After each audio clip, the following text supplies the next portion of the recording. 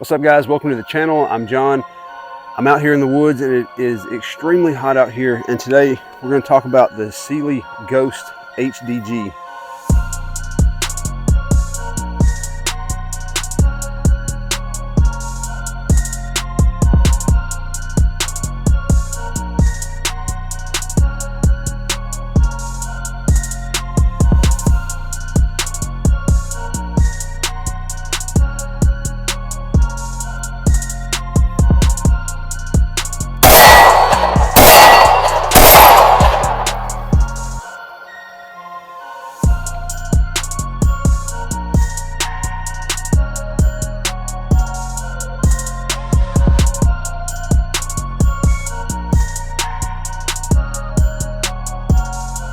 All right, so Cylee got in touch with me and they asked if I wanted to test out an Optic. I said sure. I picked the Ghost because it's an RMR footprint and it fits on all my other stuff is RMR. My Glock 17 is cut for an RMR, so obviously that's why I went with RMR. But anyway, the main thing about this is how large the window is. It's kind of a round window, kind of like a Trijicon SRO. It's not square like a normal RMR, or even that kind of like half square, half circle that the Holosun like 507s have, 407s. It's just like a full circle. It's flat on the bottom. It makes it really big, but that's good for like this size gun, a 17 with a comp and a flashlight. Like, I'm not gonna EDC this. You can if you want, but I'm not going to. This is kind of like my duty gun or my battle belt gun, competition, whatever, outside the waistband carry. Right now it's in a old Safariland holster that I modified to fit a red dot in the comp. But anyway, this kind of optic is more designed for like duty use, for an outside the waistband, like a duty belt, war belt, whatever you want to call it. It'd be great for competition because the big window, it just seems more intuitive than like the smaller like Holosun RMR size windows, and maybe just the round kind of seems better, but it's just easier to pick up and it's easier to see out of than most other the smaller, smaller optics. It does have a side loading battery tray. It takes the standard battery that all pistol size optics take, which is good because you don't have to take the optic off. You don't have to unbolt it to change the battery. I've got another one, I think it's from Gotar. You go from the top and it's got like a plate on the top. That's not bad either. This is kind of like the standard that Holosun uses, the kind of the side loading battery tray. It's also got serrations right here in the middle, I guess to kind of cut down on the glare. I need to cut it up. Little buttons on the side right here. You can cut up the dot. I don't know, phone won't focus, but you can see it in there. But it does have serrations down in here where the emitter is to kick out the glare. You can see it's coated on the front. Got that little red coating right there on the window. Now you can see just how big that window is, how easy it is to pick up. It is kind of like an RMR size, so it's kind of large. It's got the large. It does sit in front of the plate. If you can see right there, that's the end of the RMR cut, and it sits a little bit farther forward, so you have to make sure it's not going to mess your ejection port up for whatever gun you mount it on. But for mounting it on a Glock like this, even for an MOS, it's fine because the MOS sits even a little bit farther back, so you shouldn't have a problem on a full-size Glock frame like this. It's got a bunch of different reticles you can use. It's got like the standard dot, and it's got like a circle with a dot in the middle, kind of like an EOTech, but I don't really use that. I just think especially on like a pistol, the dot is just simpler to me, and that circle with a dot is like, it's so small. I don't really see what the benefit from it, having that little bitty circle with an even smaller dot in the middle. Maybe it's my astigmatism or something, it just kind of washes it all out, but I don't know, I just like the standard size, the single dot reticle in there. Now this thing boasts some really high durability. It's like duty rated, and I've seen a lot of people honestly beat the crap out of these in other videos. I'm probably not going to take it to that extreme because I don't want to, tear up my gun in the process of beating up an optic just for the sake of beating it up. But I'll probably drop it on the ground a little bit. You know, that's within the realm of standard use for a gun and its accessories. But you can see right here, I've got a little target. It's on a political sign.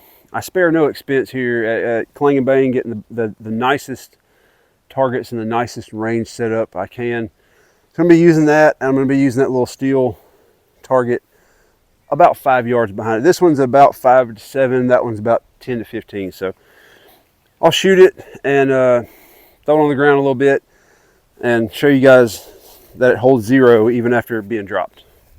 I know the target has some holes in it already. Those are 5.56 holes, and this is 9mm, so you'll be able to tell the difference. Like I said, I spare no expense here, so deal with it.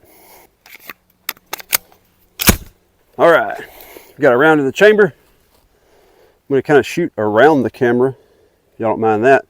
Here we go. You see right there, there's a spot right above the red right there. Right over the red, so just throw that on the ground. Ooh, nice little shot. Drop it again. Yes, the gun's still loaded. I could have taken the round out, but Glocks are drop safe. And what happens if you drop your gun when it's loaded? So, you know, deal with it. All right, see what it does. I don't know if you can see that, but it's right beside the other one. They're pretty much touching right there on the top. So, all right.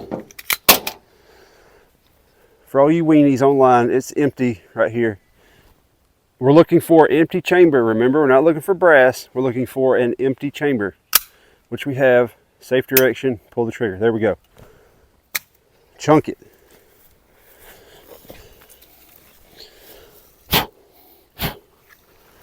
Upside down, you guys like the upside down drops? Boom, right on the optic. All right. I don't have any rocks out here, but here we go.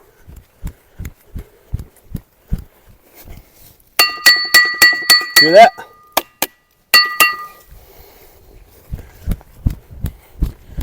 Yee!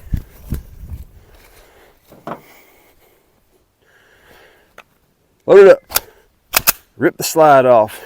Here we go. Right there, hit the steel. Booyah! All right, safe to say the Cyelee Ghost right here is pretty tough.